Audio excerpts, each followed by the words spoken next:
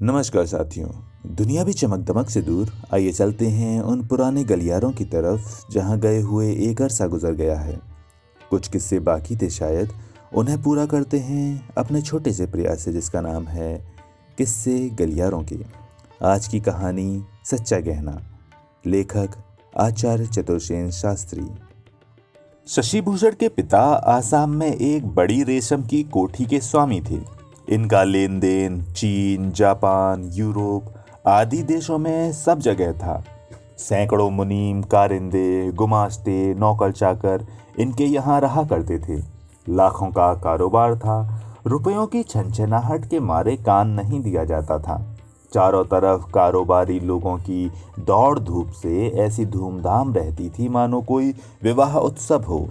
मिजाज भी उनका अमीरों का सा था। सभी अमीर दिल के अमीर नहीं होते। दीन दुखियों के लिए एक कौड़ी भी अपनी टेंट से देते, ऐसे कंजूसों की ना निमरती है। शशि के पिता ऐसे नहीं थे। गरीब, मोहताज, विधवाओं के वो ईश्वर थे। उनका ऐसा सुकर्म में किया गया दान लंबी लंबी तारीफों के साथ अखबारों में नहीं छपता था, और न ऐसी वाहवाही लूटने के लिए वे ऐसा करते थे। वो तो स्वभाव से ही दयालु और सज्जन थे। बात के ऐसे धनी थे कि एक बार जो मुंह से निकल गई तो फिरने वाली नहीं है, चाहे इधर की उधर दुनिया हो जाए। शील उनमें कूट कूट कर भरा था। बड़े मुनीम जी से लेकर साधारण चपरासी तक से वो एक सा ही तुम कहकर प्रेम पूर्वक संभाषण करते थे। इतने बड़े करोड़पति होने पर भी उनका जीवन सुख शांति और सादगी में आदर्श था। अब शशि के पिता को मरे कोई 2.5 साल हुए होंगे, पर तब से अब तक में उनके कारोबार में कुछ न कुछ उन्नति ही हुई है। इसका यही कारण है कि शशि बाबू भी गुणों में अपने पिता से किसी भांति कम नहीं है। अपने पिता के जमाने के नौकरों तक को शशि बाबू बुजुर्गों की तरह मानते हैं। सच तो यूं है कि शशि की ऐसी दयालु पाकर चाकर लोगों ने इन्हीं थोड़े दिनों में उनके पिता को भी भुला दिया। एक बार कारोबार के ही विषय में उन्हें दिल्ली जाना हुआ, और उसी एक काम में इन्हें 12 लाख का मुनाफा हुआ। वहीं विदेशी कोठियों के भी तार मिले, जिन सब में उस बार लाभ ही लाभ की बात थी। शशि बाबू अपनी स्त्री श्यामा को बहुत प्यार करते थे। श्यामा को देवी जैसा रूप भी मिला था। उसका सुंदर स्वच्छ मुख देखकर गुलाब का भ्रम होता था।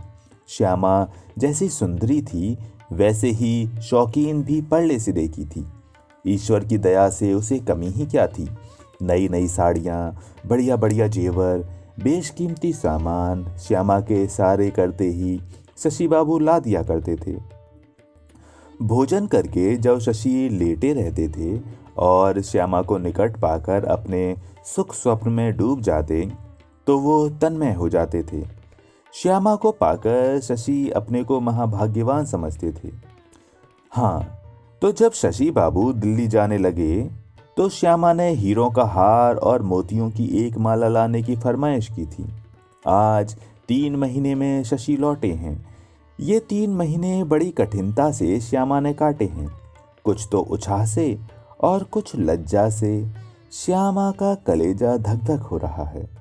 शशि के पास जाने में उसे कुछ भय सा लगता है। हल्के फिरोजी रंग की रेशमी साड़ी पहने श्यामा अपने कमरे में खड़ी पति के पास जाने की बात सोच रही थी।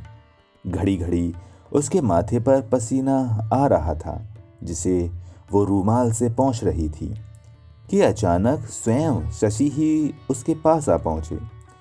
श्यामा इतने दिन बाद उन्हें देखकर सिकुड़कर इतनी सी हो गई।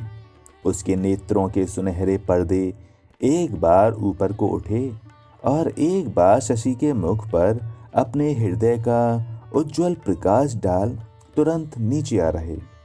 लज्जा के भारी आवरणों को वे सहन न कर सके। शशि ने श्यामा का हाथ पकड़कर कहा, क्यों श्यामा, क्या हमें पहचाना नहीं? यहाँ तो आओ, कुछ बोलोगी नहीं क्या? श्यामा का मुख लाल हो गया, उसे पसीना आ गया, कुछ कहते न बना। क्या बोलूं? श्यामा यही सोचती रही। शशि ने उसे धीरे धीरे गोद में बैठाकर उसका पसीना पोंछते पोंछते कहा, क्यों श्यामा, ये कैसी नाराजगी है? पति से इस प्रकार दुलार पाकर श्यामा बड़ी सुखी हुई। बारंबार स्वामी के प्रबोध करने पर श्यामा को कुछ बोलने का साहस हुआ और उसका मुख खुलते ही मुख से निकल पड़ा, हमारी माला और हार क्यों नहीं लाए? प्यारी की इस अटपटी और सरल वाणी को सुनकर शशि से न रहा गया। उसने अनगिनत बार श्यामा का मुख चूम डाला। लाए हैं सरकार, न लाते तो कहाँ रहते, कहकर हार, माला तथा जवाहरात की अन्य चीजों का डिब्बा सामने रख दिया। माला और हार को पाकर श्यामा बड़ी प्रसन्न हुई। सुख और प्रसन्नता से सारी सुध-बुध खोकर श्यामा पति की छाती पर झुक गई। उस दिन शशि ने सब दाम भर पाए। ये सब जेवर उसने कोई 3.5 लाख के खरीदे थे। 1 वर्ष बाद वो हारमोनियम पर मधुर ध्वनि से गा रही थी। शशि मुग्ध होकर एक चित्त उस चंद्रमा से बहते अमृत को पी रहे थे। उनकी आंखें उसी चंद्रमुख पर थीं। इससे अधिक सुंदरता हो सकती है या नहीं, शशि यही सोच रहे थे। अचानक उनका सोच एकदम भंग हो गया। सामने से उनके बड़े मुनीम दौड़े हुए आए। उनके मुख की हवाइयाँ उड़ रही थीं। आते ही उनके मुख से निकला, सर्वनाश, सर्वनाश हो गया। शशि धीरज से बोले, हुआ क्या, बात तो बोलो। मुनीम जी ने एक तार उनके सामने पटक कर कहा, वो हमारे 3 जहाज जो चीन से आ रहे थे डूब गए और 49.5 लाख पर पानी फिर गया। हैं? शशि के मुख से यही निकला और सुख के वृक्ष की तरह धड़ाम से पलंग पर गिर पड़े। श्यामा ये सब देखकर अवाक रह गई। उसकी गोरी गोरी उंगलियां बाजे के पर्दों पर पड़ी की पड़ी रह गईं। उससे कुछ भी करते न बन पड़ा था। अब भी उसकी छाती पर वही हार और माला सुशोभित थी। श्यामा ने एकदम अपने को संभाला, तुरंत पति के पास पहुंची। किसी प्रकार से कुछ मुस्कुराहट भी उसके मुख पर आ गई। श्यामा ने समझा प्यारे पति के दुख में वो मुस्कुराहट अच्छी औषधि होगी। ऐसे दुख में सरला श्यामा को मुस्कुराते देखकर शशि को हंसी आ गई। उन्होंने चुपचाप श्यामा को पकड़कर छाती से लगा लिया। उनकी आंखों में 2 बूंद आंसू छलछला आए। श्यामा ने उन्हें बड़े ढाढ़स देकर सब हालचाल जानने को कोठी में भेजा। बाहर आते ही उन्हें एक तार अपने आड़ती का मिला कि 7.5 लाख का बिल कल 4 बजे तक अवश्य अदा करना पड़ेगा। शशि को काट मार गया। वापस घर आकर चारपाई पर पड़ गए। अचानक इस दुख को शशि सह न सके। उनका हृदय विदीर्ण होने लगा। एकाएक कुछ सोच वो उठ खड़े हुए। एक बार श्यामा ने रोकना चाहा, पर वो उन्मत्त की तरह चले ही गए। कुछ सोचकर श्यामा ने एक जौहरी को बुलाया और अपने सारे जेवर 7.5 लाख में बेच डाले। एक झल्ला भी बाकी न छोड़ा और वेश बदलकर स्वयं बैंक में जाकर 7.5 लाख का बिल चुका दिया। तब वो चुपचाप अपने घर आ बैठी। देखा शशि अभी नहीं लौटे हैं। वो अपने मित्रों से सहायता लेने निकले थे, पर कोई तो घर नहीं मिला। किसी का मिजाज ठीक नहीं था। मतलब ये कि निराश हो वो बैंकर के पास गए और कहा, महाशय, कल मैं ये बिल किसी प्रकार अदा नहीं कर सकता।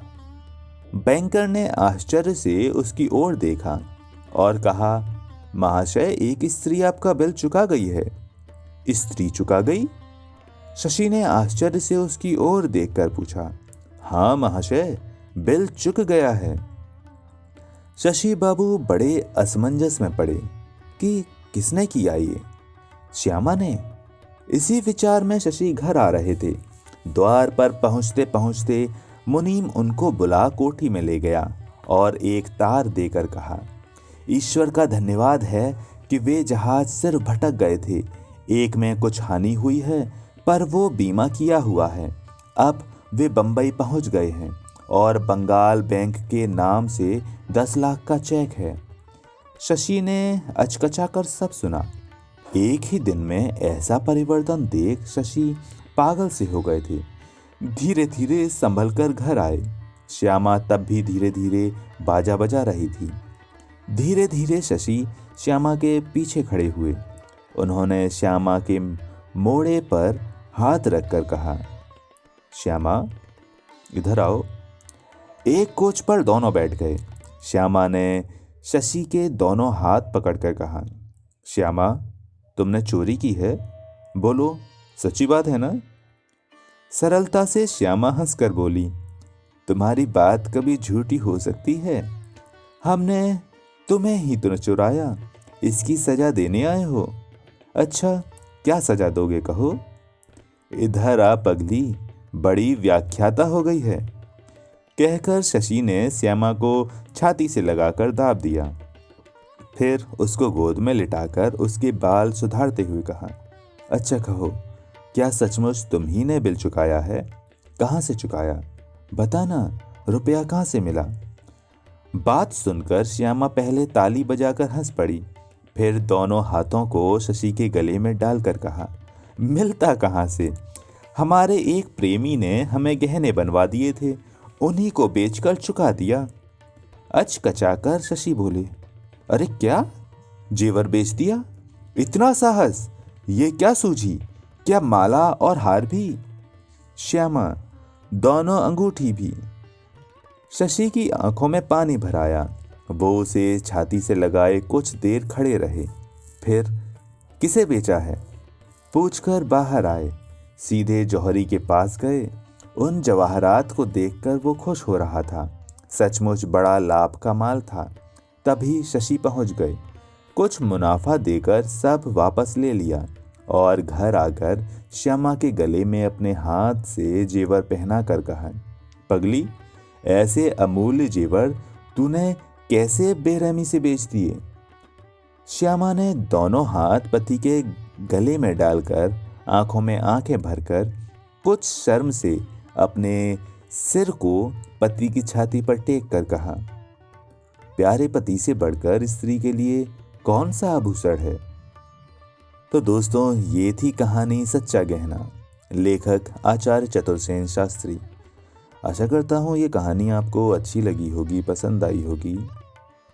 पसंद आई है तो बहुत अच्छी बात है। मिलते हैं किसी और दिन किसी नई कहानी के साथ। तब तक के लिए नमस्कार।